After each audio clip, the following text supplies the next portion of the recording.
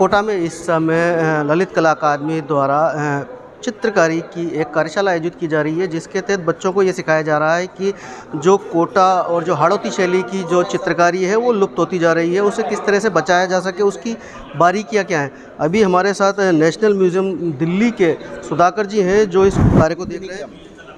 किस तरह की कार्यशाला है और अब क्या सिखा रहे हैं बच्चों को? नमस्कार, मैं सुधाकर शर्मा हूँ और राष्ट्रीय संग्रहालय नई दिल्ली से अभी रिटायर हुआ हूँ। मैं आर्ट कंजर्वेटर और चित्रकार हूँ।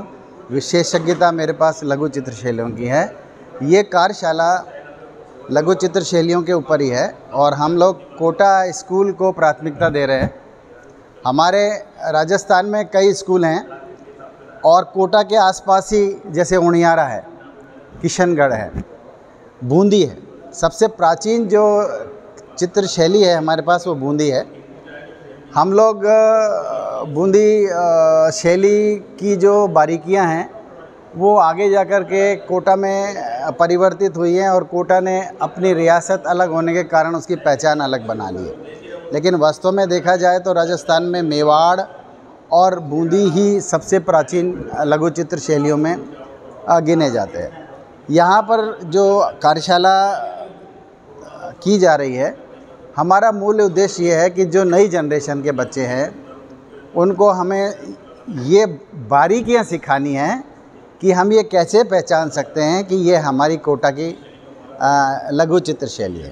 अभी बूंदी की, कोटा की, किशनगढ़ की, जयपुर की और भी अलग अलग चित्र शैलियाँ हमारे यहाँ राजस्थान में प्रचलित हैं, राजस्थान के अलावा भी हैं। इसके अलावा कोटा के अंदर एक और चेंज आया था, यानी परिवर्तन आया था जब हैदराबाद से कुछ आर्टिस्ट माइग्रेट हुए थे।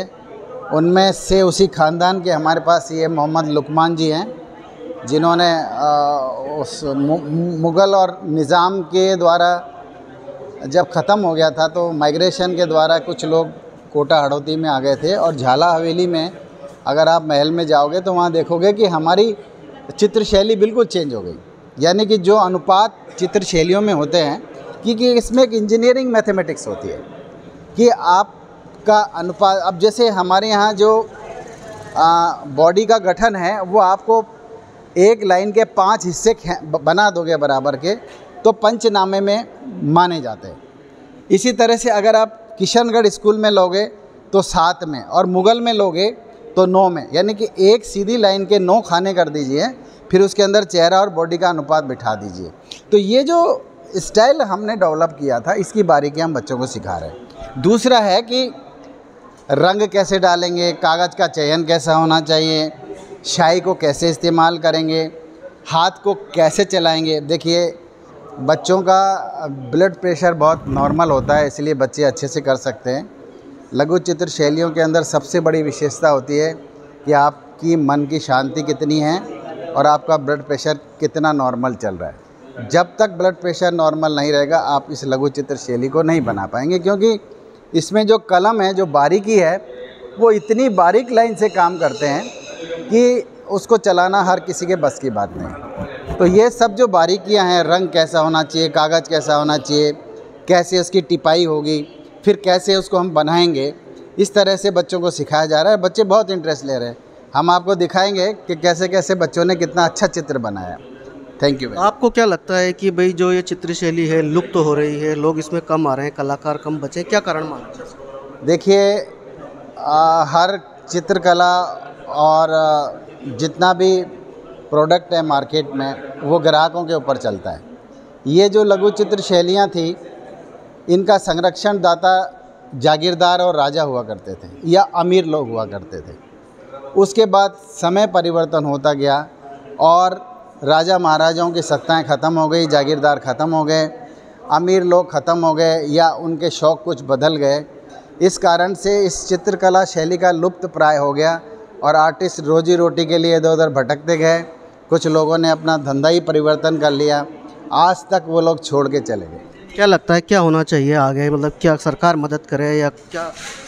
देखिए, चित्र शैलियों को बढ़ावा देने के लिए अभी ललित कला जो ये आयोजन कर रहा है, ये सरकार की तरफ से ही प्रोत्साहन है कि सरकार इस तरह के आयोजन करती है ताकि बच्चों में प्रोत्साहन बने और वो हमारी जो चित्र शैलियाँ हैं उनको बरकरार आगे भी चालू रखें। इसको प्रोफेशन बनाना चाहिए कि नहीं, ये एक शौक़ का विषय है।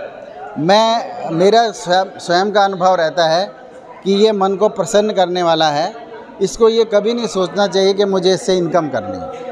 आत्म शांति के लिए और अपनी प्रसन्नता के लिए इस चित्र शैली को या कोई भी आर्ट हो उसको आदमी बनाता है और ये रिचुअल्स के रूप में काम आती है। हमें इतिहास ने सिखाया है कि ये गिफ्ट के रूप में काम आती थी। जब भी हमारे यहाँ विदेशी मेहमान आते थे या दूसरे स्टेट्स के राजा महाराजा आते थे तो ये चित्रकलाएँ गिफ्ट के रूप में दी जाती थी। तो उस समय का गिफ्ट यही था। आज भी गिफ्ट के रूप में ही दी जाती है, लेकिन अब उसका कुछ चयन बदल गया है। अब मॉडर्न आधुनिकता आ गई है तो उसमें अलग अलग तरह के गिफ्ट हो गए। पहले हीरे जवाहरात, सोना चांदी और पेंटिंग ये सबसे अच्छे गिफ्ट के आइटम थे, इसीलिए इसको प्रोत्साहन मिला था। आज ये सब कुछ ख़त्म हो गया है। तो आप समझ सकते हैं सीधे तौर पर कि जो पहले की जो कला थी, जो पहले का जो अनुभव था, जो पहले के जो चित्रकार थे वो लगातार बहुत बारीकी से काम करते थे और उस बारीकी के काम के साथ ही जो राजा महाराजा हुआ करते थे, जो जागीरदार हुआ करते थे, वो इस चित्र शैली को बढ़ावा दिया करते थे। हाड़ौती की अपनी एक चित्र शैली है, लघु शैली है, क्योंकि यह बहुत बारीक काम है। शेरों का मान लीजिए, हाथी का वर्क मान लीजिए, या आप प्रकृति की जो सौंदर्य है उसको मान लीजिए। ऐसे करके पूरा एक बड़ा चित्र शैली का जो कारोबार है जो हाड़ौती संभाग में हुआ करता है। और इसके जो कलाकार हैं भले ही वो लुप्त हो गए, लेकिन आज भी ये चित्र शैली जीवित है और इसको जीवित रखने का प्रयास लगातार ललित कला अकादमी द्वारा किया जा रहा है। कितने दिन से यहाँ पर आ रहे हैं और अभी तक क्या सीखा? मैंने अभी यहाँ पे आँख बनानी सीखी है ना, हाथ, अंगूठे और एक वो पक्षी नहीं आती क्या, पक्षी बनाना सीखा। बहुत बारीक बारीक काम सीख रही हूँ पहली बार यहाँ पे। आज दिन तक कभी ऐसा काम नहीं सीखा मैंने जो यहाँ पे सीख रही हूँ मैं भी। मुझे बहुत अच्छा लग रहा है यहाँ पे। क्या कारण है, मतलब क्यों इंटरेस्ट है आपको? मेरे को मुझे पता नहीं, अच्छी लगती है ड्राइंग। मेरी जो बुआ थी वो भी ड्राइंग करती थी, तो पता नहीं मुझे अच्छा लगता है ड्राइंग करना। आगे जाने का विचार है इसमें? हाँ। क्या करना चाहती हैं? अभी तो मैं एमए कर रही हूँ, इसके बाद मैं नेट का एग्ज़ाम फाइट करूँगी, फिर लेक्चरर के लिए। क्या नाम है आपका? श्वेता राव। क्या क्या सीखा बेटा आपने अभी तक यहाँ पर? मैंने बहुत कुछ सीखा। मैंने शेडिंग सीखी और मिनिएचर में मैंने बहुत मिनी चीज़ें सीखी। इसका नाम मिनिएचर है तो इसमें छोटी छोटी चीज़ें भी है बहुत ज़्यादा। और मैंने इसकी आइज़ के शेप्स, हाथों के शेप्स, पाँव के शेप्स और बहुत कुछ सीखा। मैंने इसमें बहुत कुछ बनाया है और मैंने घर पे भी प्रैक्टिस करी है। जैसे मैंने एक लॉयन बनाया है, एक एलिफेंट बनाया है, एक गर्ल बनाई है। और यहाँ पे जो सर है मेरे, उन्होंने भी मेरी बहुत ज़्यादा हेल्प करी है बनाने में और बताने में बहुत ज़्यादा। आगे क्या विचार है, चित्रकला में जाना चाहिए? हाँ, मैं स्केचिंग भी करती हूँ। मैंने 2-3 पोर्ट्रेट बना रखे हैं और मैं चाहती हूँ कि जो हमारी कला है ये आगे भी बढ़े। मेरा नाम नितिका है। सीखा आपने अभी तक?